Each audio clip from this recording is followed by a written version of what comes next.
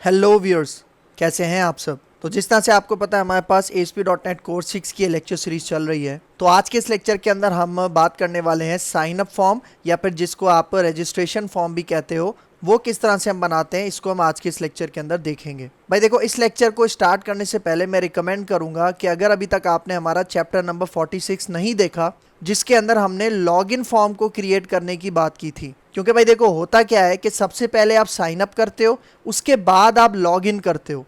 क्योंकि जब भी आप साइन अप करते हो, रजिस्टर करते हो, तो उस पॉइंट पे आप यूज़र नेम और पासवर्ड भी एंटर करते हो। तो रजिस्ट्रेशन फॉर्म के अंदर जब भी आप यूज़र नेम और पासवर्ड डालते हो तो वो आपकी वेबसाइट के डेटाबेस में जाके स्टोर हो जाता है। फिर उसी यूज़र नेम और पासवर्ड की मदद से आप क्या करते हो, लॉगिन करते हो। तो लॉगिन वाला काम हम अपने प्रीवियस लेक्चर के अंदर कर चुके हैं, लेकिन आज के इस लेक्चर के अंदर हम बात करेंगे साइन अप फॉर्म किस तरह से बनाते हैं और उसको लॉगिन फॉर्म के साथ किस तरह से हम कनेक्ट करेंगे, वो हम आज के इस लेक्चर के अंदर देखेंगे। तो इसलिए प्रीवियस लेक्चर आपने लाजमी वॉच करना है, क्योंकि मैं उसी एप्लीकेशन के अंदर अब अपना ये sign up form, registration form add करूंगा। तो वीडियो को स्टार्ट करने से पहले एक छोटी सी रिक्वेस्ट कि अगर आप मेरे चैनल पे फर्स्ट टाइम आए हो और अभी तक आपने मेरा चैनल सब्सक्राइब नहीं किया तो प्लीज़ मेरा चैनल सब्सक्राइब कर लो। इसके साथ साथ बेल का आइकन भी प्रेस कर लो, क्योंकि और भी बहुत सारी वीडियोस इस लेक्चर सीरीज के अंदर आने वाली हैं। तो ये होगा हमारा चैप्टर नंबर 47 और अब हम अपना लेक्चर स्टार्ट करते हैं।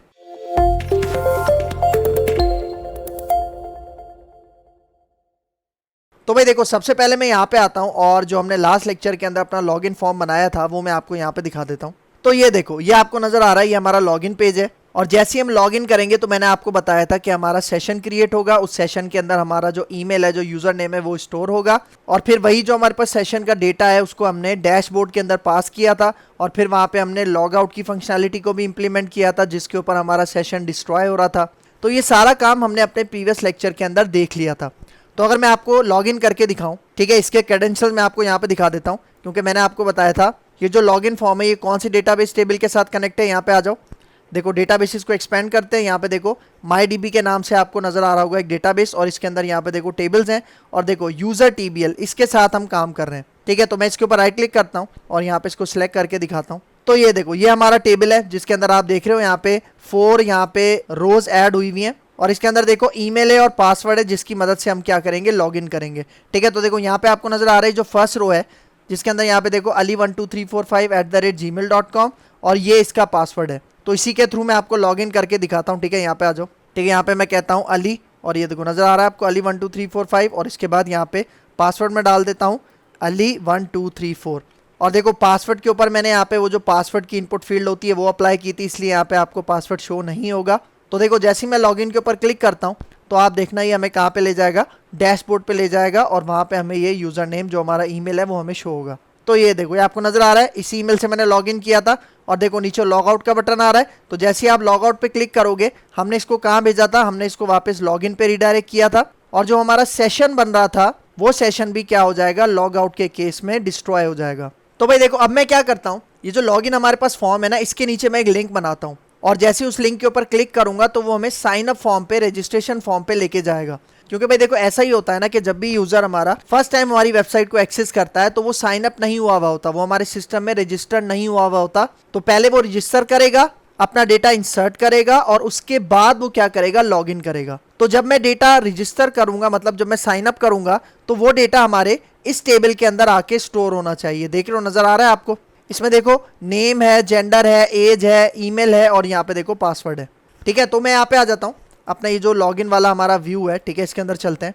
ठीक है, नीचे आ जाओ, अपना लॉगिन का व्यू हम यहाँ से ओपन कर लेते हैं। होम के अंदर ये आपको लॉगिन नजर आ रहा है, ठीक है, इसको ओपन करते हैं और सबसे बॉटम पे चला जाता हूँ। ये देखो जो हमारा फॉर्म है, ठीक है, यहाँ पे मैं एक BR बनाता हूँ। ठीक है, BR बनाता हूँ, और इसके बाद यहाँ पे मैं पैराग्राफ के अंदर एक एंकर बना लेता हूँ। ठीक है, पैराग्राफ के अंदर एक एंकर हम बना लेते हैं, और इसके अंदर मैं कहता हूँ not registered yet, click here to sign up. ठीक है, आपने इस तरह का मैसेज अक्सर देखा होगा।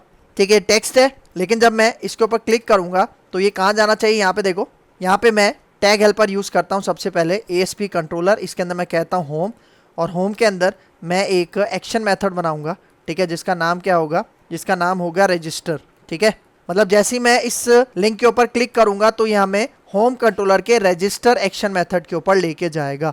ठीक है, तो अब हम चलते हैं अपने कंट्रोलर में, ये रजिस्टर नाम से हम एक एक्शन मेथड बना लेते हैं। ठीक है, होम कंट्रोलर में चलते हैं और यहाँ पे देखो मैं ये वाला इंडेक्स यहाँ से कॉपी कर लेता हूँ, एक्शन मेथड, और नीचे आते हैं। देखो ये सारा काम देख रहे हो, लॉगिन वाला, ठीक है, डैशबोर्ड वाला, ये सारा काम हम अपने प्रीवियस लेक्चर के अंदर कर चुके हैं, जिसके अंदर यहाँ पे देखो सेशन आपको यहाँ पे देखने को मिलेगा। ठीक है, यहाँ पे हमने सेशन भी क्रिएट किया था। ठीक है, तो नीचे आ जाओ। ठीक है, ये लॉगआउट वाला काम भी हमने किया था। ठीक है, तो इसी लॉगआउट के नीचे, ठीक है, यहाँ पे मैं अपना ये इसको पेस्ट करता हूँ एक्शन मेथड को, और यहाँ पे मैं इसका नाम रखता हूँ, जो मैंने अपने एक्शन मेथड का नाम रखना है वो क्या है, रजिस्टर। ठीक है, तो अब मैं क्या करता हूँ, इसका एक व्यू जनरेट करता हूँ। ठीक है, तो राइट क्लिक करते हैं, राइट क्लिक करते हैं और यहाँ पे उसके बाद आपने जाना है ऐड व्यू के ऊपर, फिर आपने जाना है यहाँ से सिलेक्ट करना है रेजर व्यू। उसके बाद यहाँ पे देखो हमारे व्यू का नाम होगा रजिस्टर। ठीक है, फिर आप यहाँ पे आ जाओ, एम्प्टी सेलेक्ट हुआ है, यहाँ पे मैं क्रिएट टेम्पलेट यूज करूंगा, क्योंकि यहाँ पे मैं डेटा इंसर्ट कर रहा हूँ, क्योंकि रजिस्ट्रेशन साइन अप में क्या होता है कि डेटाबेस टेबल के अंदर आपका डेटा इंसर्ट किया जाता है, तो उसका जो इंसर्ट फॉर्म है वो ऑटोमेटिकली जनरेट करने के लिए यहाँ पे मैं क्रिएट टेम्पलेट का यूज कर रहा हूँ। ठीक है, फिर यहाँ पे आ जाओ मॉडल क्लास, और इसके अंदर यहाँ पे देखो हमारी जो मॉडल क्लास है जिसके साथ हम काम करें वो क्या है, यूजर टीबीएल। ठीक है, तो इसको सिलेक्ट करते हैं और देखो डीबी कंटेक्स्ट यहाँ पे पहले से सिलेक्टेड है, तो अब मैं ऐड के ऊपर क्लिक करता हूँ और वेट करते हैं। तो ये देखो हमारे रजिस्टर का व्यू यहाँ पे क्रिएट हो चुका है। लेकिन भाई देखो मैं एक बहुत ज़्यादा इंपॉर्टेंट पॉइंट आपको यहाँ पे बताना चाह रहा हूँ। भाई देखो मेरा तो रजिस्टर फॉर्म यहाँ पे सक्सेसफुली क्रिएट हो चुका है, मतलब ये जो मैंने रजिस्टर का व्यू बनाया है मेरे पास ही सक्सेसफुली क्रिएट हो चुका है। लेकिन हो सकता है कि आपके पास इस पॉइंट पे एरर आए। मतलब यहाँ पे देखो ये जो मैंने होम कंट्रोलर के अंदर यहाँ पे राइट क्लिक करके इसका व्यू ऐड किया था, और जो भी उसका डेटाबेस कंटेक्स्ट क्लास थी, जो भी क्रिएट टेम्पलेट था, जो भी मॉडल क्लास थी वो मैंने सिलेक्ट की, और जैसे मैंने उसको ऐड किया तो हो सकता है आपके पास एक एरर आए। और वो एरर क्या हो सकता है भाई, यहाँ पे देखो मैं चलता हूँ, यहाँ पे देखो हमारा जो प्रोजेक्ट है इसके अंदर डिपेंडेंसीज का फोल्डर आपको नजर आ रहा होगा, इसको एक्सपेंड करो और यहाँ पे देखो आपको कुछ पैकेजेस नजर आ रहे होंगे, देख रहे हो भाई। देखो ये जो शुरू के 3 पैकेजेस आपको नजर आ रहे हैं ये तो हमने खुद से मैनुअली इंस्टॉल किए थे ना, और यहाँ पे देखो आपको नजर आ रहा होगा ये जो चौथा पैकेज है भाई, देखो इसी पैकेज की मदद से ना वो जो हमारा ऑटोमेटिक तरीके से व्यू क्रिएट होता है ना, क्रिएट टेम्पलेट क्रिएट होती है, वो सारा काम इस पैकेज की मदद से होता है। तो जब हम व्यू बनाते हैं तो हमारा विजुअल स्टूडियो क्या करता है कि इस पैकेज को ऑटोमेटिक इंस्टॉल कर देता है और यहाँ पे ऐड कर देता है। लेकिन भाई देखो मैंने आपको बताया जो एरर आता है ना जब भी आप व्यू क्रिएट करते हो, वो एरर इसलिए आ सकता है कि यहाँ पे देखो अभी जो हमारा लेटेस्ट वर्जन आपको यहाँ पे नजर आ रहा है, एंटिटी फ्रेमवर्क डिजाइन हो गया या एसक्यूएल सर्वर हो गया या टूल्स हो गया, इसका जो वर्जन हमने इंस्टॉल किया था जब हमने ये प्रोजेक्ट बनाया था तो वर्जन क्या था, यहाँ पे देखो 6.0.19। लेकिन भाई इन कुछ दिनों के अंदर ना हमारे पास 6.0.20 भी आ चुका है। तो अक्सर हमारे पास वो जो एरर आता है ना, उस एरर में हमें बताता है कि भाई जो इसका जो लेटेस्ट वर्जन है ना 6 का, आप उसके ऊपर क्या हो जाओ, अपग्रेड हो जाओ, उसको अपडेट कर लो। तो आप अपडेट कैसे करोगे, देखो आपने क्या करना है, ये जो पैकेजेस का फोल्डर है इसके ऊपर राइट क्लिक करना है, अपडेट पे जाना है। तो जैसे आप अपडेट पे क्लिक करोगे यहाँ पे देखो ये आपको अपडेट्स के सेक्शन में ले जाएगा, और यहाँ पे देखो जो जो पैकेजेस हमने इंस्टॉल किए थे ये आपको देखो यहाँ पे नजर आ रहा है, डिजाइन है, ठीक है, एसक्यूएल सर्वर है, टूल्स है, और ये देखो वेब डॉट कोड जनरेशन। ठीक है, तो आप यहाँ पे इनको सिलेक्ट कर सकते हो, और सिलेक्ट करने के बाद यहाँ पे देखो यहाँ पे अभी हमारा कौन सा वर्जन इंस्टॉल है, 6.0.19, और नीचे आ जाओ लेटेस्ट वर्जन कौन सा है, 7। लेकिन भाई देखो हम 7 के साथ काम नहीं कर रहे हैं, हम यहाँ पे .NET कोर 6 को कवर कर रहे हैं। तो आपने क्या करना है, यहाँ पे आ जाओ, इसको क्लिक करो और देखो ऊपर आ जाओ 6 पे। ठीक है, यहाँ पे 6 वर्जन आपको देखने को मिलेगा। तो ये देखो ये आपको नजर आ रहा है 6.0.20। तो आपने क्या करना है, देखो आपने इसको सिलेक्ट करना है और यहाँ पे आपने इसको अपडेट पे क्लिक कर देना है। मतलब ये जितने भी आपको यहाँ पे पैकेज नजर आ रहे हैं उसको 1 बाय 1 आपने सिलेक्ट करना है, और जो भी लेटेस्ट वर्जन होगा ना 6 का, आपने उसको यहाँ पे क्या कर देना है, अपडेट कर देना है। ठीक है, लेकिन आपने ये काम तब करना है जब आपके पास एरर आए, और एरर कब आ सकता है, जब आप व्यू क्रिएट कर रहे होते हो। लेकिन अभी मेरे पास एरर नहीं आया तो यहाँ पे मैं इसको अपडेट नहीं कर रहा। ठीक है, तो यहाँ पे आके मैं इसको क्लोज कर देता हूँ। ठीक है, तो ये पॉइंट मुझे आपको बताना था और ये पॉइंट आपने अच्छे से याद रखना है। ठीक है, तो अब यहाँ पे आ जाओ रजिस्टर के पास। ये जो मैंने रजिस्टर का व्यू बनाया देखो इसके अंदर आपको नजर आ रहा होगा, ये ऑटोमेटिक इसने हमें क्रिएट टेम्पलेट के थ्रू ये व्यू क्रिएट करके दिया है, देख रहे हो। और सबसे नीचे आ जाओ, यहाँ पे देखो जहाँ पे क्रिएट का बटन है ना, यहाँ पे मैं रजिस्टर लिख देता हूँ। ठीक है, क्या लिख देता हूँ, रजिस्टर। और यहाँ पे देखो यहाँ पे एक लिंक बना हुआ है जिसके अंदर क्या लिखा हुआ है, बैक टू लिस्ट। तो यहाँ पे मैं कह देता हूँ कि भाई लॉग इन फॉर्म, ठीक है, ताकि लिंक के थ्रू भी आप रजिस्टर फॉर्म से लॉग इन फॉर्म पे जा सको। और इसके अंदर यहाँ पे देखो मैं ASP एक्शन क्या पास कर देता हूँ, लॉग इन। ठीक है, और अब मैं इसको सेव करता हूँ और इसका लुक मैं आपको दिखाता हूँ ब्राउजर पे। ठीक है, तो यहाँ पे आके इसको रन करते हैं। ठीक है, देखो हमारी एप्लीकेशन रन हो चुकी है, और यहाँ से मैं अपने URL से चला जाता हूँ होम स्लैश लॉगिन पे, देखो आपको यहाँ पे नजर आ रहा है, ठीक है। इसको सिलेक्ट करते हैं और ये देखो ये हमारा लॉगिन फॉर्म आ रहा है और देखो इसके नीचे आपको एक लिंक नजर आ रहा है। लिंक में क्या लिखा है देखो, not registered yet, click here to sign up. तो जैसे ही आप इसके ऊपर क्लिक करोगे आप कहाँ चले जाओगे, देखो रजिस्टर पे चले जाओगे और यूआरएल देखो होम कंट्रोलर का रजिस्टर एक्शन मेथड यहाँ पे एग्जीक्यूट हुआ है। और ये देखो इस फॉर्म के नीचे यहाँ पे देखो मैंने एक लॉगिन फॉर्म का लिंक बनाया था जिसके ऊपर आप क्लिक करोगे तो आप वहां पे कहाँ पे रिडायरेक्ट हो जाओगे, अपने लॉगिन फॉर्म पे, ठीक है। तो मैं इसके ऊपर क्लिक करता हूँ और यहाँ पे देखो ये है हमारा रजिस्ट्रेशन फॉर्म। तो भाई देखो इसके ऊपर ना मैं रिक्वायर्ड की वैलिडेशन भी लगा देता हूँ, ठीक है। तो उसके लिए यहाँ पे आ जाओ, मैं इसको स्टॉप करता हूँ, ठीक है। जो हमारी मॉडल क्लास है यहाँ पे आ जाओ, ठीक है। देखो हमारी मॉडल क्लास है और लास्ट क्लास में आपको याद है ये जो पासवर्ड वाली प्रॉपर्टी है इसके ऊपर यहाँ पे मैंने एक डेटा एनोटेशन लगाई थी, डेटा टाइप, और इसके अंदर मैंने पासवर्ड सिलेक्ट किया था। तो इस डेटा टाइप एनोटेशन से क्या हुआ था पासवर्ड वाली, कि जो हमारा पासवर्ड वाला टेक्स्ट बॉक्स था उसका पासवर्ड हमें शो नहीं हो रहा था, बल्कि जो हमारा पासवर्ड का टेक्स्ट था वो बुलेट्स के अंदर हाइड हुआ था, ठीक है। तो ये भी मैंने आपको प्रीवियस लेक्चर के अंदर करके दिखाया था। तो अब मैं क्या करता हूँ यहाँ पे देखो इन सब के ऊपर रिक्वायर्ड लगाता हूँ, ठीक है। तो सबसे पहले मैं रिक्वायर्ड लगाता हूँ किसके ऊपर, नेम के ऊपर, आईडी के ऊपर नहीं लगाऊंगा क्योंकि वो ऑटो इंक्रीमेंट होता है, ठीक है। इसी रिक्वायर्ड को यहाँ से मैं कॉपी करता हूँ और अब मैं जेंडर के ऊपर भी लगाता हूँ। अगर आप चाहो तो इसके कस्टम मैसेजेस भी सेट कर सकते हो, ये भी मैंने आपको बताया था जब हमने डेटा एनोटेशन वाला लेक्चर कवर किया था, ठीक है। देखो ईमेल के ऊपर भी लगा रहा हूँ मैं यहाँ पे, और फिर आ जाओ लास्ट पासवर्ड के ऊपर भी मैं यहाँ पे लगा रहा हूँ, ठीक है। पासवर्ड के ऊपर दो एनोटेशन लगी हुई है, एक डेटा टाइप है और एक रिक्वायर्ड है।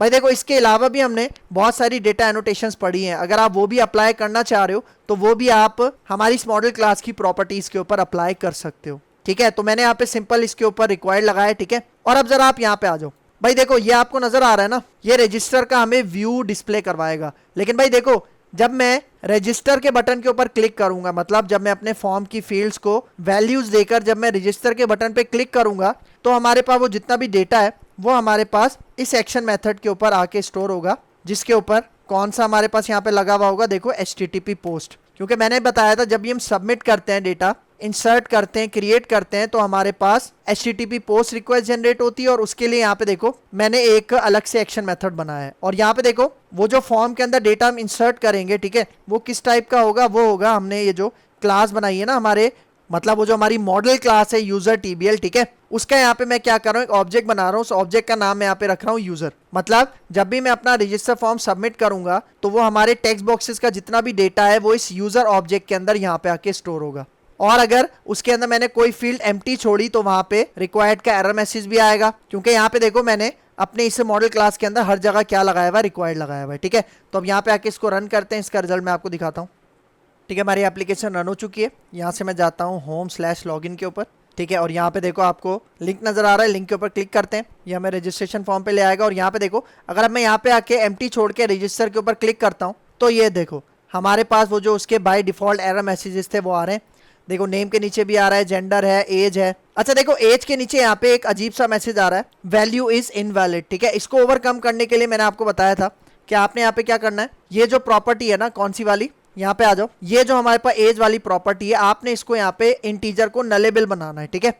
नलेबल किस तरह से बनाओगे, आपने इंट के आगे यहाँ पे क्या लगा देना है, सिंपल एक क्वेश्चन मार्क लगा देना है। क्योंकि देखो मैंने बताया था इंटीजर की डिफॉल्ट वैल्यू होती है 0, तो यहाँ पे क्वेश्चन मार्क लगा के मैंने इसको नलेबल बना दिया, ताकि जैसे ही हमारा एज वाला टेक्स्ट बॉक्स नल होगा तो रिक्वायर्ड का एरर मैसेज हमें शो होगा, ठीक है। तो दोबारा इसको रन करते हैं, ठीक है। तो एप्लीकेशन रन हो चुकी है। हम चलते हैं यहाँ पे, डायरेक्ट मैं चलता हूँ होम रजिस्टर के ऊपर, ठीक है, मतलब रजिस्टर वाले पेज के ऊपर डायरेक्ट हम चलते हैं, ठीक है। देखो नजर आ रहा है आपको, और यहाँ पे देखो मैं रजिस्टर के ऊपर क्लिक करता हूँ, तो देखो जैसे रजिस्टर के ऊपर क्लिक किया, अब देखो अब बिल्कुल सही तरह से हमारे एरर मैसेज शो हो रहे हैं, एज के नीचे बिल्कुल सही एरर मैसेज आ रहा है, देख रहे हो। तो अब मैं क्या करता हूँ कि भाई जैसे ही मैं इस फॉर्म को फिल करूंगा और रजिस्टर पे क्लिक करूंगा तो हमारी फॉर्म का डेटा हमारे डेटाबेस टेबल के अंदर इंसर्ट हो जाना चाहिए। कौन से टेबल के अंदर, देखो इसके अंदर। अभी देखो इसके अंदर चौथी जो रो है वो कौन सी है, निम्रा की, लेकिन इसके अंदर अब मैं डिफरेंट डेटा यहाँ पे ऐड करूंगा जो कि 5th रो के ऊपर इंसर्ट होगा, ठीक है। तो यहाँ पे आ जाओ, ठीक है। यहाँ पे आके मैं इसको स्टॉप करता हूँ। तो देखो मैंने क्या बताया कि जैसे आप रजिस्टर के ऊपर क्लिक करोगे सारा डेटा हमारे पास यहाँ पे आके स्टोर हो जाएगा इस यूजर ऑब्जेक्ट के अंदर, पैरामीटर के अंदर। और अब यहाँ पे देखो मैं यहाँ पे सबसे पहले कंडीशन लगाता हूँ, ठीक है। सबसे पहले कंडीशन कौन सी लगाऊंगा, वही जो मॉडल स्टेट होता है, ठीक है। मॉडल स्टेट अगर हमारे पास इज वैलिड है, ठीक है, इज वैलिड का मतलब कि अगर हमारे फॉर्म के अंदर कोई भी हमारे पास वैलिडेशन एरर मौजूद नहीं है तो ये इफ वाला कोड एग्जीक्यूट कर दो, अदरवाइज एल्स का पार्ट चलेगा। यहाँ पे मुझे सिर्फ इफ के साथ काम करना है। तो देखो हमने ऊपर ये देखो लास्ट क्लास में एक कंटेक्स्ट बनाया था ना, मैं आपको दिखा देता हूँ, टॉप पे आ जाओ, देखो माई डीबी कंटेक्स्ट का यहाँ पे हमने एक ऑब्जेक्ट बनाया था जिसको हमने अपने कंट्रोलर के अंदर इस तरह से इंजेक्ट किया था, ठीक है। तो देखो ये आपको प्रॉपर्टी नजर आ रही है ना, तो इसी प्रॉपर्टी के अंदर हमारे पास क्या है, वो जो हमारे डीबी सेट है वो इसके अंदर मौजूद है। क्योंकि कंटेक्स्ट किस टाइप का हमारे पास, देखो यहाँ पे वेरिएबल है माई डीबी कंटेक्स्ट, ठीक है। तो इसी को मैं यूज करूंगा। नीचे चलते हैं। तो देखो यहाँ पे मैं कह रहा हूँ ये जो कंटेक्स्ट है इसके अंदर जो हमारे पास डीबी सेट है किस नाम से, देखो यूजर टीबीएल। तो इसके अंदर यहाँ पे देखो मैं एक मेथड यूज करूंगा डेटा इंसर्ट करने के लिए जिसका क्या नाम है ऐड एसिंक। और इसके अंदर मैं यहाँ पे क्या पास कर दूंगा, ये जो मेरा यूजर ऑब्जेक्ट है जिसके अंदर फॉर्म का सारा डेटा स्टोर हो रहा है, ये मैं यहाँ पे आके इस तरह से पास कर दूंगा। लेकिन भाई देखो यहाँ पे मैं फंक्शन कौन सा यूज कर रहा हूँ, ऐड एसिंक। इसका मतलब मैं एसिंक्रोनसली काम करना चाह रहा हूँ। तो मुझे यहाँ पे अपने इस रजिस्ट्रेशन फंक्शन को क्या बनाना पड़ेगा, एसिंक फंक्शन बनाना पड़ेगा। तो उसके लिए यहाँ पे देखो पब्लिक के बाद यहाँ पे मैं एसिंक लिखता हूँ और फिर यहाँ पे देखो मैं वो टास्क यहाँ पे यूज करता हूँ, ठीक है, जो हमने पहले भी अपने CRUD एप्लीकेशन के अंदर किया था।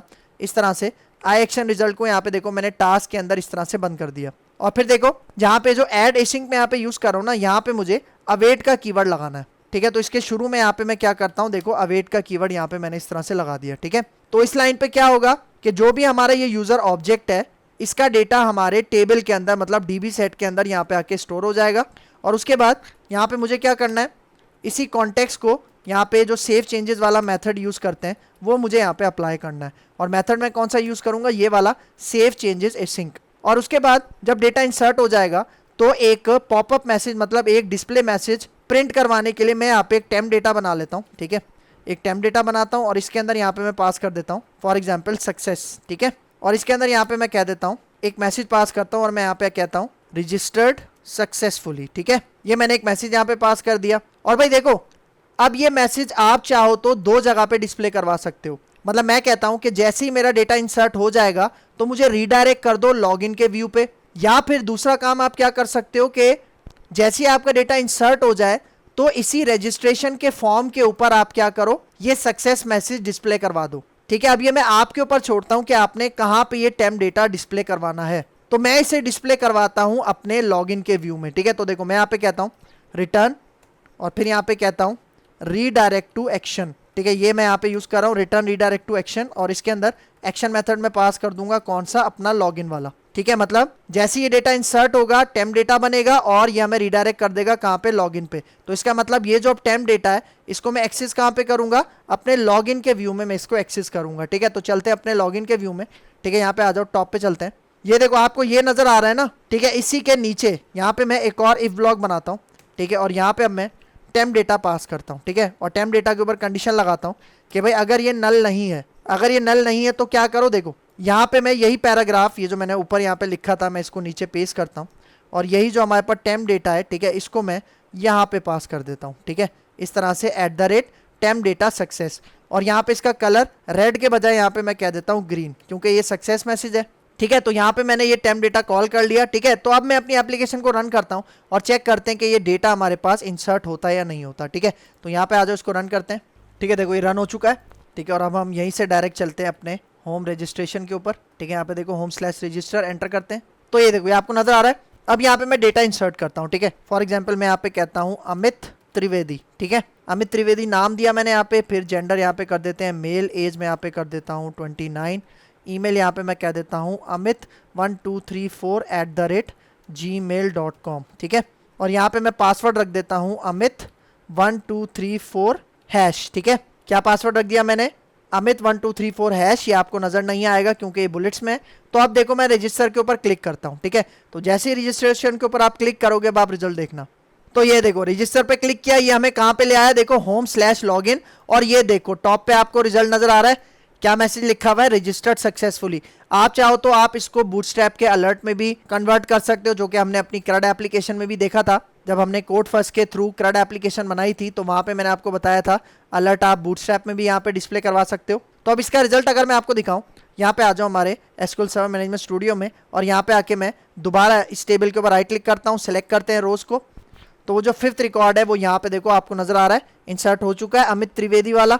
और यहाँ पे देखो पासवर्ड वगैरह बिल्कुल सही तरह से आ चुका है। और अब मैं इसके थ्रू यहाँ पे क्या करता हूँ, लॉगिन करता हूँ, जो कि मैंने अभी 5th रो यहाँ पे ऐड की है, ठीक है। तो यहाँ पे आ जाओ लॉगिन में, यहाँ पे मैं इसको कहता हूँ अमित, देखो amit1234@gmail.com आ गया। और यहाँ पे मैंने पासवर्ड रखा था amit1234#, ठीक है। और अब मैं लॉगिन के ऊपर क्लिक करता हूं तो आप रिजल्ट देखना। तो ये देखो जैसे ही मैंने लॉगिन किया ये हमें कहां पे ले गया, डैशबोर्ड पे ले गया। और ये देखो जो हमारा ईमेल था, यूजर नेम था, वो यहाँ पे शो हो रहा है। ठीक है, क्योंकि इसको हमने सेशन के अंदर स्टोर किया था और सेशन हमने यहाँ पे रिट्रीव किया था। ठीक है, और जब मैं लॉग आउट के ऊपर क्लिक करूंगा तो क्या होगा, हमारा सेशन डिस्ट्रॉय हो जाएगा और ये वापस हमें कहां पे ले जाएगा, लॉगिन पे ले जाएगा। और इसको चेक करने के लिए कि सेशन हमारा सही तरह डिस्ट्रॉय हुआ या नहीं हुआ, तो आप क्या करो, यहाँ पे देखो मैं डायरेक्ट लॉगिन किए बगैर डायरेक्ट यहाँ पे अपने डैशबोर्ड पे जाने की कोशिश करता हूँ। ठीक है, कहाँ पे जाने की कोशिश करता हूँ, डैशबोर्ड जाने की कोशिश करता हूँ। तो आप देखना जैसे ही मैं एंटर करूंगा ये देखो ये वापस हमें कहाँ पे ले आया, लॉगिन के ऊपर ले आया। ये भी हमने वैलिडेशन लगाई थी जब हमने लॉगिन फॉर्म को कवर किया था। ठीक है, तो यहाँ पे हमारा ये लेक्चर हो गया है वाइंड अप। तो अगर आपको मेरी वीडियो पसंद आई है तो मेरा चैनल जरूर सब्सक्राइब करके जाना, इसके साथ साथ बेल का आइकन भी प्रेस करना, क्योंकि और भी बहुत सारी वीडियोस इस लेक्चर सीरीज के अंदर आने वाली हैं। तो इस लेक्चर के हवाले से कोई भी कंफ्यूजन है तो कमेंट बॉक्स में मुझसे जरूर पूछ लेना। तो मिलते हैं इंशाल्लाह नेक्स्ट लेक्चर में, तब तक के लिए देखते रहिए मेरा चैनल प्रोग्राम मेंटोर।